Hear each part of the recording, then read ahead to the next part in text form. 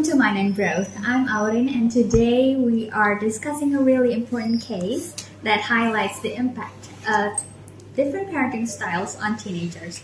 And before we start into our podcast, I'm here today with my amazing friends. Hi everyone, I'm Honsa. Hello there, I'm Sandrina Octavia. I'm Anila and I'm great to be here. Hey all, I'm Kania. It's nice to meet you guys. It's a great seeing you guys. Thank you for coming here. Now we are diving into a serious but interesting topic. Like you might know, it's a case of a 14-year-old boy who attacked his family, resulting in a tragic consequences. Like I said before, this case highlights how parenting styles can deeply influence a teen's mental and emotional health. Oh my god, I know that news. I was shocked after hearing that case for the first time. You guys know that news? Also, you already know about this, Andela? It's my first time hearing about it. It's my first time too. I'm so excited to talk about this case more. Alright, let's get into it. But before we dive into the case, Kansa, could you please break down the different parenting styles for us? Of course, so there are 4 main types. Authoritative parents are like good choices. They have clear rules, but they are also supportive and understanding. They explain the why behind their decision. Right. They balance discipline with emotional support. Then there's authoritarian parenting, which is super common in our culture. Like, children cannot talk back to their parents. We have all heard that, right? Yes. That's what happened in this case too. Maybe like how being a doctor or engineer is the only acceptable career path. And don't forget the comparison with the other kids, like kids next door already got the first rank. What about you? That is so relatable. I know, right? But there are 2 other parenting styles, which is permissive, where parents barely set any boundaries at all. And lastly, neglectful, where parents are basically checked out completely. Now let's focus on how authoritarian parenting played out in this case. Anila, what do we know about the situation? From what they reported, this student was under instant pressure to maintain perfect grades. We are talking about a 14-year-old kid who studies until early hour of the morning, and it's not good for his health because it shortens his sleep hour too. Just constant pressure to study and achieve. Yes. Yes, and over time, that pressure built up and likely triggered this extreme reaction. Right. Let's talk about how this affects teenage brain development. Kanya, what do you know about this? Well, at 14, teenage brain are still developing. You know, we learned that in psychological development, where emotional regulation is still developing, that's why we often see teens likely to be more emotional.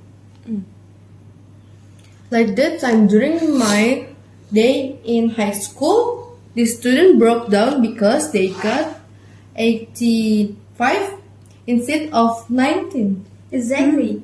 Because in Indonesia, as we all know, grades are everything. So when teens are under extreme stress, Exactly. They have these intense emotions, but haven't developed the skills to manage them yet.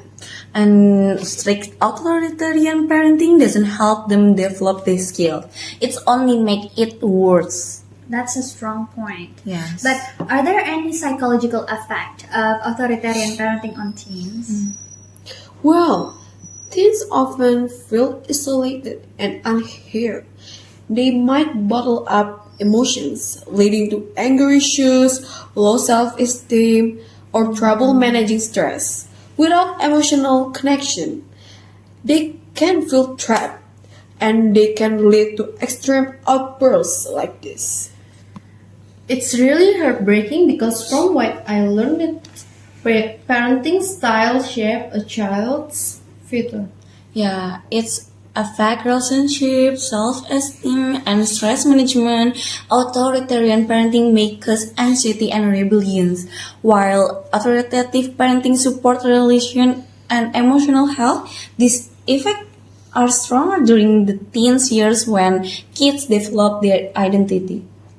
Speaking of that, then what advice would you give to parents stuck in authoritarian habits? Start small, listen to your kids and include them in decisions making. Yes, and maybe not comparing them with other kids. My mom used to do that until I explained in psychology. How about the magic it was? Yes, I agree for that. Maybe we can focus on positive reinforcements, parenting workshop or therapy can also help rebuild trust and improve communication, I think. What about schools? What can they learn from this case? I think we need better system to identify struggling students early. I agree about that. And in my opinion, teachers need training to recognize warning signs like sudden personality change, dropping grades, or social isolation. And plus, there needs to be a clear protocol for what to do when this sign appear, I think. Yes, and every school needs qualified counselor Yes. who understand teen development. Yeah, and school counselors shouldn't just focus on discipline. They need to be someone a student can trust. Okay, so what is our main takeaway from today's discussion, guys? I would say that teen mental health isn't optional, it's essential.